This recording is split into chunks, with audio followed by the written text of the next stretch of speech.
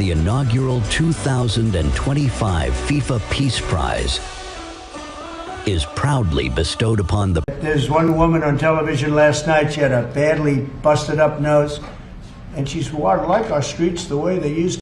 Wah, bisa guncang seluruh dunia. Presiden Amerika Donald Trump berikan reaksi sangat mengejutkan begini soal timnas Haiti yang mengundurkan diri dari Piala Dunia dan FIFA putuskan timnas Indonesia jadi penggantinya. Bahkan Madam Pang sampai bilang kayak gini di hadapan publik, benarkah?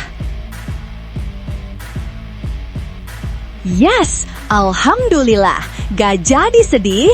Timnas Indonesia U22 dikonfirmasi bisa lolos ke semifinal SEA Games 2025 meskipun kalah 0-1 dari Filipina tadi malam. Fans timnas dipastikan sangat bahagia dengarnya. Simak, ini dia ulasan lengkapnya.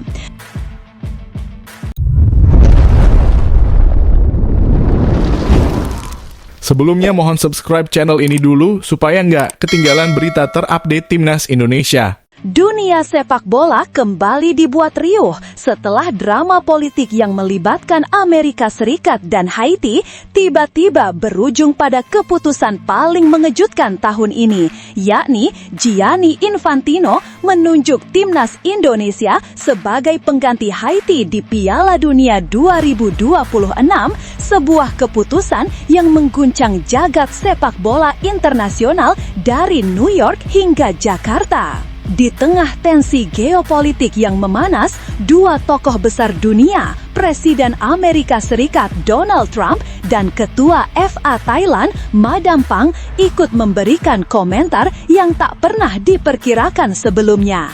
Reaksi keduanya segera menjadi trending topik global dan menambah dramatis situasi yang sudah panas. Semua bermula dari pernyataan keras Ketua Federasi Sepak Bola Haiti, Yves Jean-Bart, yang menuding kebijakan larangan perjalanan Amerika Serikat sebagai tindakan politis yang menghina martabat bangsa Haiti. Ia bahkan mengancam menarik Haiti dari Piala Dunia 2026 jika larangan itu tidak dicabut. Konflik itu kemudian memicu respons keras Gianni Infantino yang pada akhirnya mengumumkan Indonesia sebagai kandidat utama pengganti. Namun tidak ada yang menyangka bahwa Donald Trump akan memberikan komentar yang sangat belak-belakan. Dalam konferensi pers di Washington DC, Donald Trump menanggapi isu mundurnya Haiti dengan nada yang mengejutkan publik. Alih-alih memanas-manasi situasi, Trump justru terdengar santai, bahkan memuji keputusan FIFA memilih Indonesia. Saya tidak mempermasalahkan Haiti mundur dari event tersebut, itu hak mereka. Di sini, di Amerika, kami selalu membedakan masalah politik dan olahraga. Keamanan jelas terjamin, fasilitas jelas maksimal. Tapi ya, itu keputusan mereka, jadi silahkan saja. Dan soal pengganti yang langsung diumumkan Infantino adalah Indonesia, saya rasa itu kabar yang sangat bagus dan terobosan brilian dari FIFA. Indonesia punya basis fans fanatik luar biasa. Banyak sekali pendukung mereka yang pasti akan datang ke sini. Itu sangat berdampak besar bagi negara ini. Jadi selamat Indonesia, kami tunggu di 2026. Pernyataan Trump ini langsung viral. Media Amerika menilai bahwa dukungan Trump lebih bernuansa ekonomi dan politis. Masuknya Indonesia dengan jutaan populasi sepak bola diprediksi memberi keuntungan besar bagi sektor pariwisata dan industri olahraga AS. Tidak hanya Trump, Ketua FA Thailand Nual Pan Lamsam atau yang akrab dikenal Madam Pang juga memberikan komentar mengejutkan. Perempuan yang berpengaruh besar di sepak bola Asia Tenggara ini bahkan memberikan pujian tinggi kepada Indonesia. Pernyataannya dibuat dalam sebuah wawancara dengan media olahraga Thailand. Saya jujur cukup kaget Indonesia dipilih menjadi pengganti Haiti, tapi saya memang melihat Indonesia pantas ditunjuk FIFA. Indonesia adalah tim terbaik di ASEAN dan salah satu yang berkembang pesat di Asia. Tidak ada alasan lain bagi FIFA untuk tidak memilihnya. Ini kabar baik untuk kawasan ASEAN. Ada wakil dari regional kita yang bisa tampil di event paling besar di dunia. Indonesia tidak hanya membawa nama negaranya, tetapi juga mengharumkan nama ASEAN di mata dunia. Selamat Indonesia, semoga sukses di Piala Dunia 2026. Pernyataan Madam Pang langsung memicu euforia di Asia Tenggara. Banyak supporter justru mengirimkan ucapan selamat dan membayangkan momen sejarah ketika sebuah negara ASEAN kembali tampil di panggung sepak bola terbesar.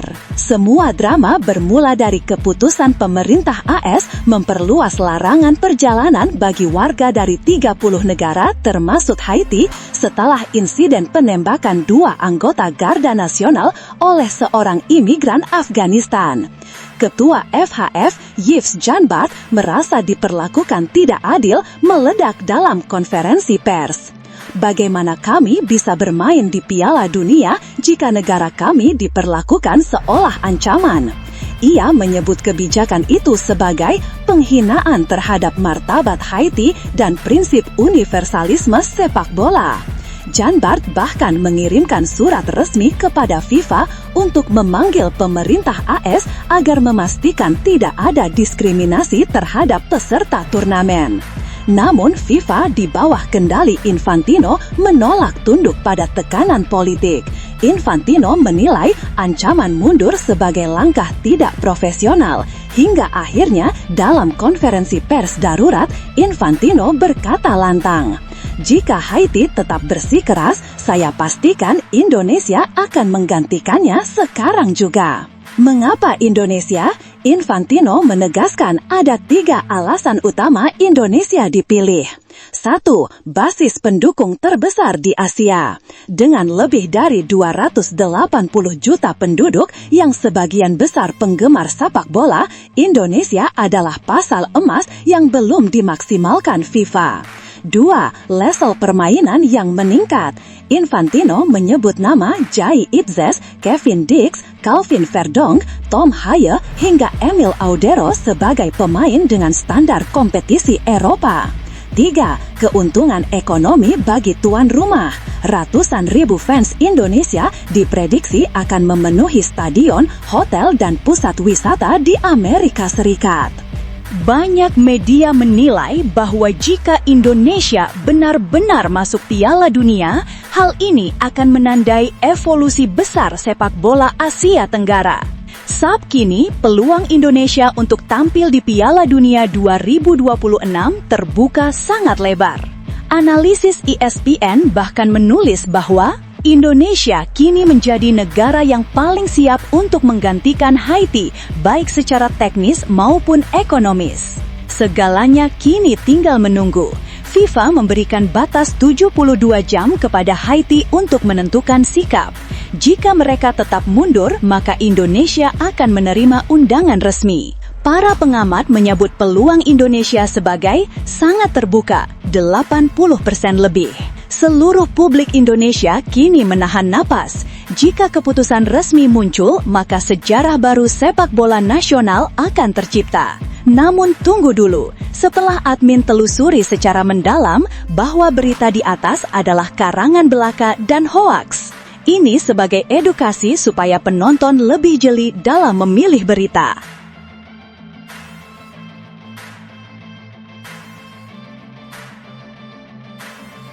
Yes, alhamdulillah, gak jadi sedih.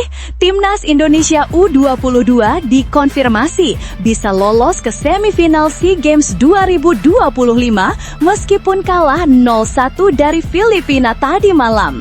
Fans Timnas dipastikan sangat bahagia dengarnya. Simak, ini dia ulasan lengkapnya.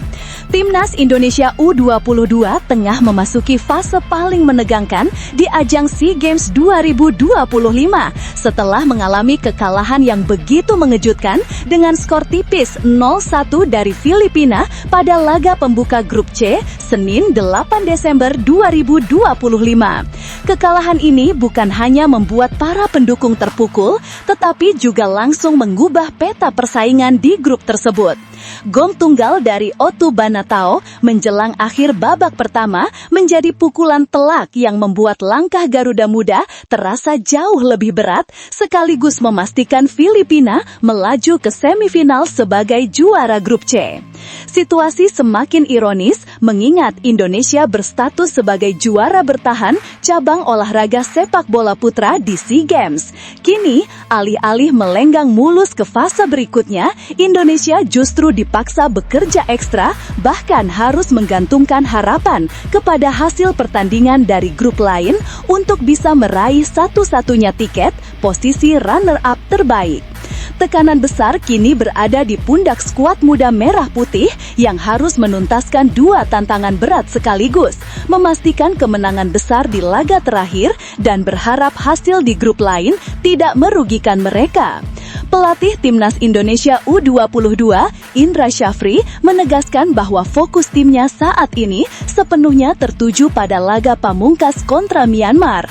Pertandingan penting yang bisa menentukan nasib mereka itu dijadwalkan berlangsung pada Jumat, 12 Desember 2025 pukul 18 WIB di Stadion 700th Anniversary of Chiang Mai. Menurut Indra, tidak ada pilihan lain selain memenangkan pertandingan tersebut dengan cara yang meyakinkan. Kekalahan dari Filipina telah menempatkan Indonesia pada situasi yang tidak ideal. Mereka kini hanya bisa lolos lewat jalur runner-up terbaik dari 3 grup yang ada. Sesuai format resmi SEA Games 2025, hanya 3 juara grup dan 1 runner-up terbaik yang berhak melangkah ke semifinal. Dengan posisi ini, segala perhitungan menjadi lebih rumit dan seluruh skenario harus dipikirkan dengan teliti. Persyaratan pertama yang harus dipenuhi Indonesia adalah menang telak atas Myanmar. Tim Garuda Muda tidak bisa hanya mengejar 3 poin, mereka juga harus memperbaiki selisih gol secara signifikan. Kemenangan dengan margin besar, misalnya 3-0, menjadi target yang realistis namun penuh tekanan. Skor seperti itu dianggap cukup untuk meningkatkan selisih gol dan membuat posisi Indonesia lebih kuat dalam persaingan runner-up terbaik. Namun tantangan terbesar bukan hanya itu. Syarat kedua yang justru jauh lebih menentukan ada di luar kendali mereka. Nasib Indonesia sangat dipengaruhi oleh hasil pertandingan dari grup B, tepatnya laga penentu antara Vietnam dan Malaysia yang berlangsung sehari sebelumnya, Kamis 11 Desember 2025. Baik Malaysia maupun Vietnam saat ini sama-sama mengumpulkan 3 poin dan pertandingan tersebut akan menjadi penentu siapa yang menggenggam peluang lolos lebih dulu. Situasi di grup B benar-benar menjadi faktor krusial. Jika pertandingan Vietnam vs Malaysia berakhir imbang, kedua tim akan mengoleksi 4 poin. Dalam kondisi tersebut, salah satu dari mereka akan otomatis meraih tiket runner-up terbaik tanpa peduli bagaimana hasil Indonesia vs Myanmar. Dengan demikian, Indonesia tidak akan punya peluang karena maksimal mereka hanya bisa mencapai 3 poin. Oleh sebab itu, Indonesia benar-benar membutuhkan satu hal.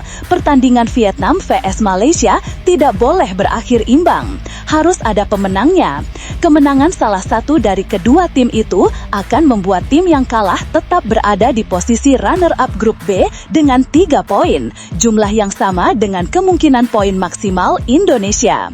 Namun pekerjaan belum selesai. Jika runner-up grup B juga memiliki 3 poin, maka nasib Indonesia akan ditentukan oleh selisih gol. Pada situasi saat ini, Vietnam memiliki selisih gol +1.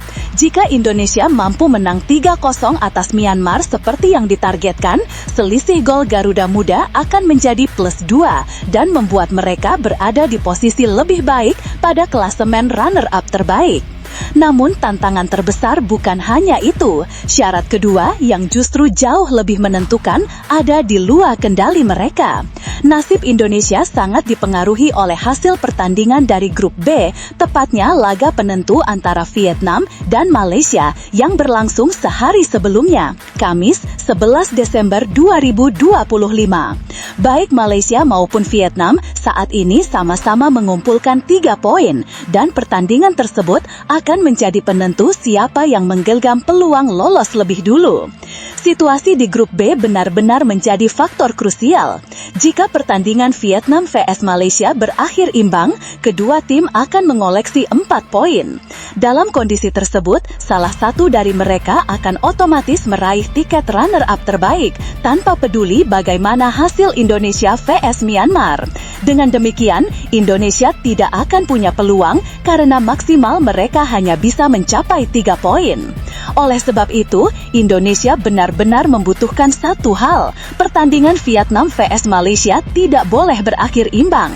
Harus ada pemenang salah satu dari kedua tim itu akan membuat tim yang kalah tetap berada di posisi runner-up grup B dengan 3 poin. Jumlah yang sama dengan kemungkinan poin maksimal Indonesia. Namun pekerjaan belum selesai. Jika runner-up grup B juga memiliki 3 poin, maka nasib Indonesia akan ditentukan oleh selisih gol. Pada situasi saat ini, Vietnam memiliki selisih gol +1. Jika Indonesia mampu menang 3-0 atas Myanmar seperti yang ditargetkan, selisih gol Garuda Muda akan menjadi +2 dan membuat mereka berada di posisi lebih baik pada klasemen runner-up terbaik. Bila melihat semua skenario tersebut, wajar jika banyak yang menilai kondisi Indonesia saat ini terasa berat dan penuh ketidakpastian. Satu pertandingan sudah selesai, namun nasib Garuda Muda justru berada di ujung tanduk karena mereka kini bergantung pada hasil yang tidak bisa mereka kendalikan. Ini merupakan situasi yang jarang dialami Indonesia, terutama ketika berstatus sebagai juara bertahan. Namun dari sinilah biasanya mental juara diuji, bukan hanya soal kemampuan di lapangan, tetapi juga ketangguhan menghadapi tekanan besar. Pada akhirnya, apapun hasilnya, seluruh skenario kini terbuka lebar dan penuh dinamika. Indonesia masih memiliki peluang meski tipis, dan kesempatan itu harus dimaksimalkan dengan kinerja terbaik. Pertanyaannya sekarang, apakah Timnas Indonesia U22 mampu menjawab tantangan dengan keyakinan dan performa luar biasa? Apakah keajaiban SEA Games akan kembali berpihak kepada Garuda Muda? Bagaimana menurut Anda sebagai pembaca dan pecinta sepak bola tanah air? Apakah Indonesia bisa membalikan keadaan dan meraih tiket semifinal? Atau justru ini menjadi peringatan keras, bahkan harus diperkuat lagi? Sampaikan pendapat Anda.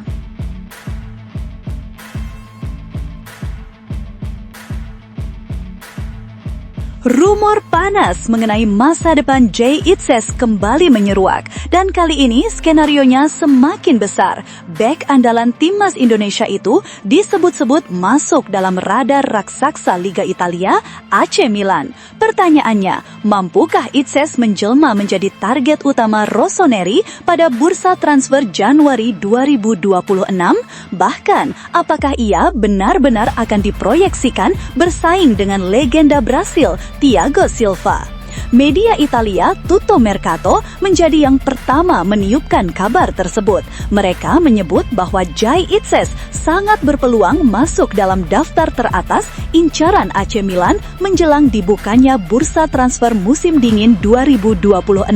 Sosok yang kini berseragam Sassuolo itu bahkan dikabarkan bakal dimasukkan dalam kompetisi internal perebutan satu posisi penting di lini belakang bersama Thiago Silva, bek kawakan yang tak perlu diragukan lagi kualitasnya.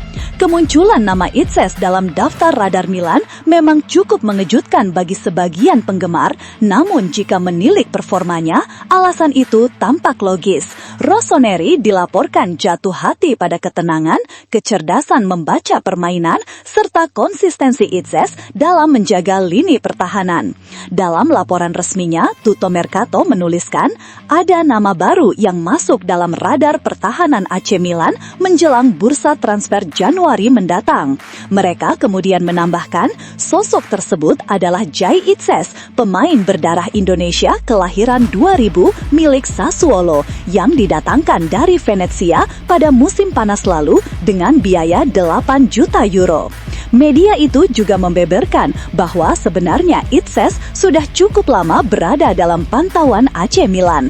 Pemantauan tersebut dilakukan secara intens oleh tim pencari bakat klub, sehingga tidak heran bila akhirnya ia dipertimbangkan sebagai salah satu target utama pada penjagaan lini pertahanan musim dingin nanti. Tutto Mercato menegaskan kembali, pemandu bakat Milan telah memantau dan mengevaluasinya cukup lama. Karena itu, Itzes berpotensi menjadi target utama Rossoneri pada Januari untuk memperkuat sektor pertahanan. Namun perjalanan Itzes menuju San Siro tidak akan mulus begitu saja. Ia tetap harus bersaing dengan nama besar lainnya, dan kali ini yang muncul adalah salah satu bek paling berpengaruh dalam 2 dekade terakhir, Thiago Silva.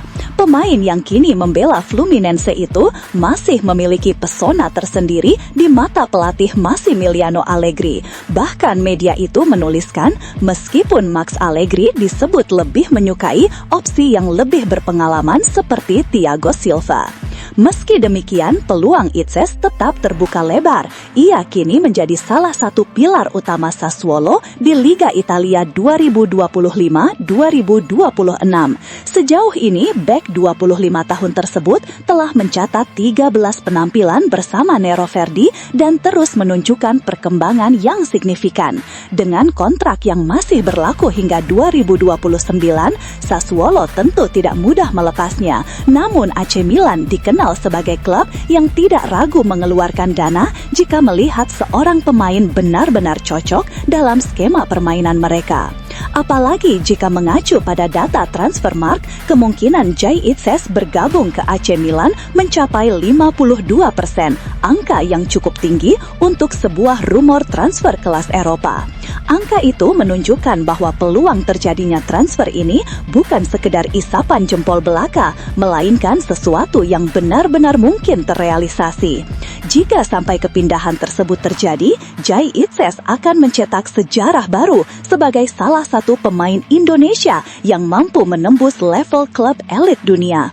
Ia juga akan berkompetisi memperebutkan posisi inti bersama pemain-pemain top lainnya, termasuk Thiago Silva yang menjadi rivalnya dalam kabar ini.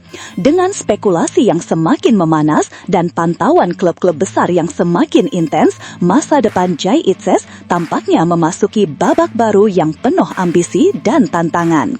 Bagaimana menurut Anda? Apakah Jai Itzes cocok bermain di AC Milan? Haruskah Milan memilih Itzes yang sedang menuju masa keemasan atau tetap mempertahankan prioritas pada bek berpengalaman seperti Thiago Silva? Silahkan tinggalkan pendapat Anda, diskusinya pasti seru.